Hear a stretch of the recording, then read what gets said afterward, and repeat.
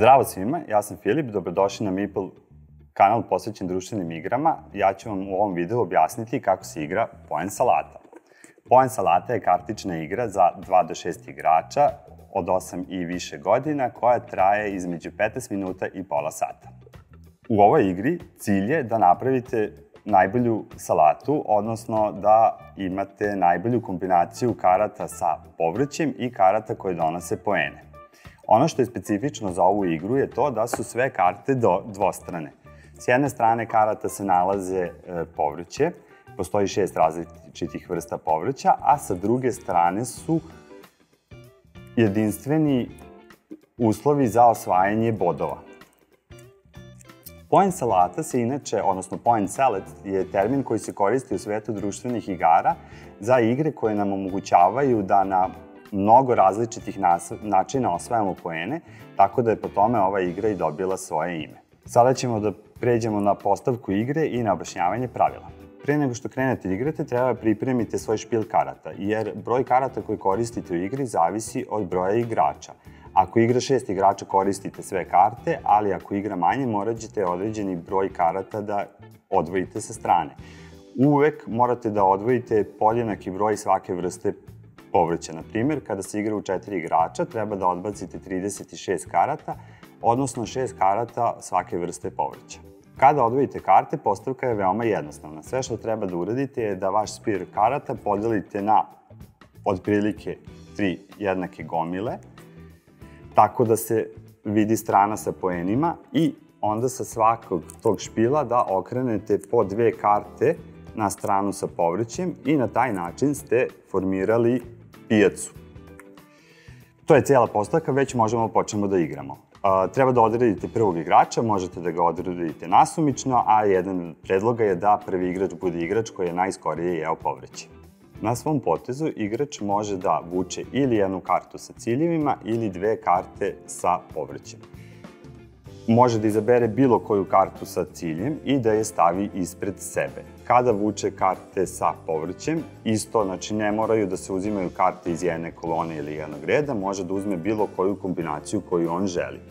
Zatim dopunjava pijacu okretanjem karata iz odgovarajućih špilova. Ako vam u toku igre nestane jedan špil karata, ono što morate da uradite je da uzmete bilo koje od druga 2 špila, da ga otprilike podelite opet na pola i donji deo da premestite na prazno mesto kako ne biste promenili gornju kartu sa ciljevima. Još jednu stvar koju možete da uradite na svom potezu, i to samo jednom po potezu, je da jednu kartu sa poenima koje ste prethodno izabrali okrenete na stranu sa povrćem. Ako ste shvatili da ste možda uzeli ciljeve koje nećete moći da ispunite ili da vam donose negativne poene, odnosno da bi vam to povrće više značilo za neku drugu kartu sa bodovima, znači imate pravo da je okrenete na stranu sa povrćem. Nikada ne možete stranu sa povrćem da okrenete na stranu sa poenima.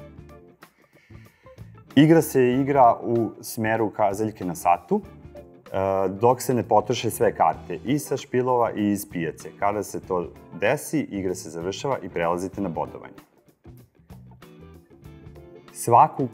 Svaki igrač će računati svoje karte bodovanja posebno i zatim ih sabrati da bi dobio svoj konačni rezultat. Svaki igrač treba za svaku svoju kartu da izračuna koliko je poena osvojio i zatim da sabere da bi dobio konačni rezultat. Svaku svoju kartu bodovanja možete da bodujete 2 puta ako ste ispunili uslov za to. Takođe, svaku kartu povrća možete da koristite za više od jedne karte sa bodovima. Sada ću vam to pokazati kako izgleda u praksi. Ova karta mi kaže da dobijam 2 poena po paradajzu koji imam. Ja imam 2 paradajza, znači to je 4 poena. Znači, drugim rečima, ovu kartu sam bodovao 2 puta. Ova karta mi kaže da dobijam poene za setove kupusa, paradajza i krompira. Ja imam 2 paradajza, 3 kupusa i 2 krompira, znači imam 2 kompletna seta i osvojit ću 16 poena.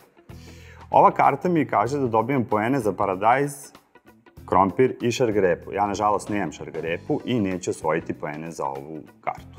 Postoje karte koje donose poene igračima koji imaju najviše, odnosno najmanje pojedine vrste povrća. U slučaju nerešenog rezultata, igrač koji ima tu kartu osvaja poene. Kada ste izračunali poene za svaku pojedinačnu kartu, saberite sve poene i igrač sa najviše poena je pobednik. U slučaju nerešenog rezultata, pobednik je igrač koji je poslednji igrao, odnosno igrač koji je igrao najkasnije u odnosu na prvog igrača. Poen salata se veoma brzo igra, tako da i naša preporuka je da odigrate nekoliko partija, da zapisujete poene i da je pobednik onaj igrač koji ima najviše poena posle nekoliko partija. Ovo je naročito zgodno u dva igrača kada koristite samo 36 karata, tako da ćete odmah u startu podeliti špil na 3 dela i u svakoj partiji koristiti po jedan špil karata i svaki put ćete imati različite karte. Isti princip može da se primeni i u igri sa 3 igrača, s tim što ćete u tom slučaju podeliti karte na 2 špila. To je sve što treba da znate za poen salatu. Ako imate bilo kakvih pitanja, postavite ih u komentarima. Ćao!